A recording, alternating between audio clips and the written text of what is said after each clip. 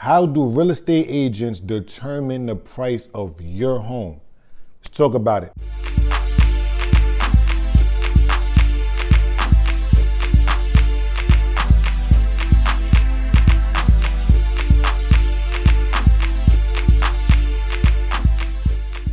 What's going on, good guys? Chris Newton here, Chris Newton Real Estate, chrisnewtonrealestate.com. Like, comment, subscribe, tell a friend and tell a friend. You guys ever wondered exactly what a CMA is? You know, agents are, CMA or home consultation and determine the value of your property. I'm cracking the code for you guys right now. So what's a CMA? A CMA is called a comparative market analysis. What does Chris call it? A competitive market analysis. Why? Because once you put your home on the market or you're in the thoughts of putting your home on the market, these are definitely going to be the homes that you're competing with, whether they are currently on the market, whether they are in contract, whether they sold. This is what your competition did. Okay, so now if they sold, your competition made it to the finish line. If they're in contract, they only wait to the finish line. And if they are currently on the market, these are who you are actively competing with. Okay, so something that I do with my CMA, I'm a little crazy with the CMAs. I actually go into super detail with my CMAs. What do I mean by that? I break down all of the data that a buyer may look at, not will, may look. What does this mean? The reason why I do what they may look at rather than what they will look at is because we know for a fact they're going to look at price, and that's mainly it. However, they may look at certain other factors when determining if they want to buy your property or the next person's property. So this is what I bring to the listing appointment. This is how I tell a seller, hey, Mr. and Mrs. Seller, this is what your property is worth based on the data in my opinion. So I bring up, I'm looking at my CMA now. So I bring up a few things. I bring up the subject address, so the subject property. Under that, I put in FHA, conventional, and jumbo. So these are going to be the types of loans that these buyers are going to get. Okay, so then we also put how much percentage that they're putting down. FHA, typically 3.5%, conventional, somewhere between 5 to 20%.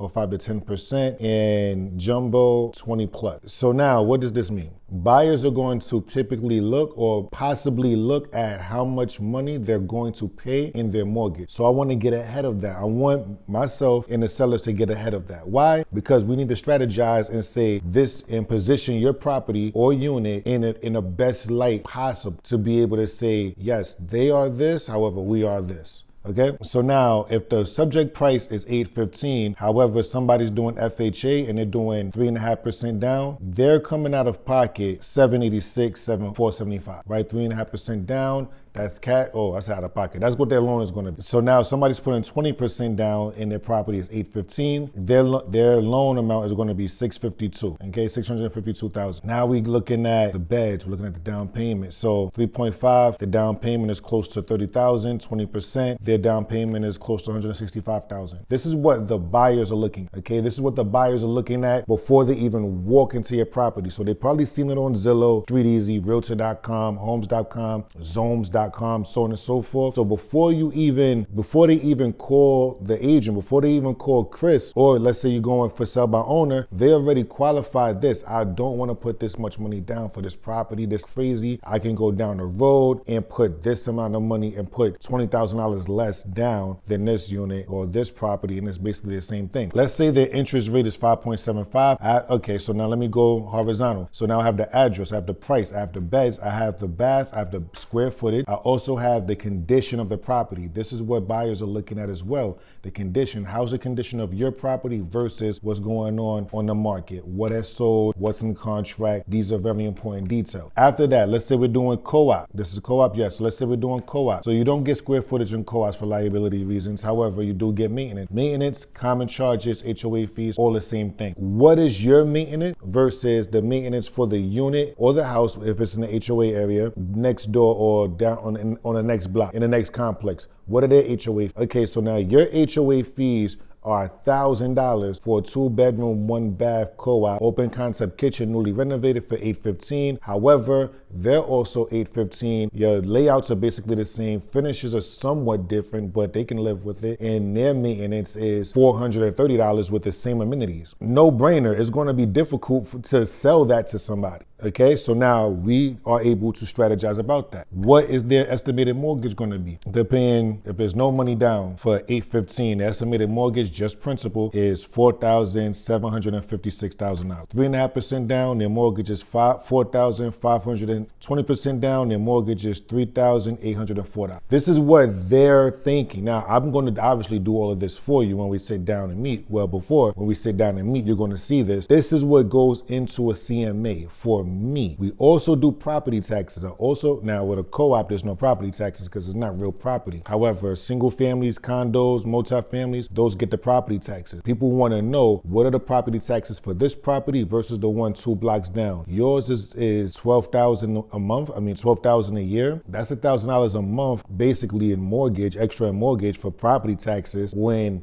that house over there, which is going to bring me the same income for possibly less money that I have to put over there, and the property tax is only $7,000 a month. All of this affects the value of your property. Believe it or not, yes, property taxes affect the decision that a buyer will make. May affect the decision that a buyer will make. So I want to prepare you with all of this information. So now we also have the pricing strategies. Okay, we have event price, and we have perceived market value, and we have aspirational price. When we meet, I'll definitely let you know exactly what that is. So now I'll take the top three properties that are comparable to you, the top 3 properties that are on the market, the top 3 properties that are in contract that are also comparable to you. So now this is what's going on, who you're currently competing with, who basically are further along in the race than you, and then I'll take the top 3 comparable to you that have sold. So they finished the race, whether it was this month, last month, the month before, they finished the race. So all of this information is going to be provided to you. I have a formula set into my computer when we do that for the price per square foot. Okay, so now price per square foot, what is that? Or PPSF. What does that mean? Price per square foot. So basically this box right here is worth hundreds of dollars, sometimes thousands of dollars. Okay, just this box.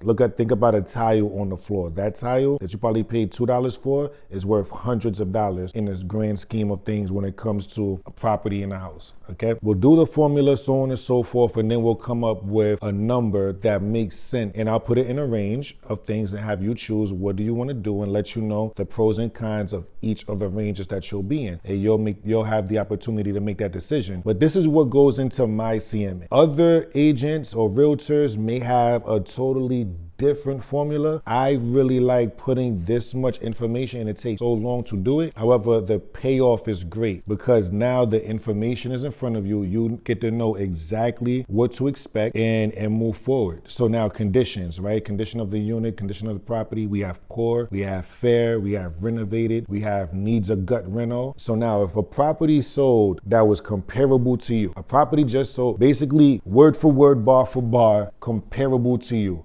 Layout is the same, so on and so forth, square footage, 2 bathrooms, 3 baths, you have a great basement, backyard, everything is the same. However, yours is in fair condition and theirs is in pristine condition, like it was just gut renovated. They have marble flooring, gold finishes everywhere, the door crazy, like all of this happens. They have a fountain, they don't have a pool, but they have all of, the finishes, and they have the works. But yours need work. So now if we're barely going off of numbers of price per square foot, this one is this, yours is this, it's the same thing, we should put both of y'all around the same price or at the same price because this sold for 1.2 and you think yours should sell for 1.2. No, unfortunately, that's not how it works. As once you may have been a buyer and you will be a buyer again after this, think from a buyer's perspective. This property is going to need $200,000 worth of work. This property is 1.2. You're going to have to price yours around 1 million, maybe even a little less. Why? Because buyers, if the average price point for a pristine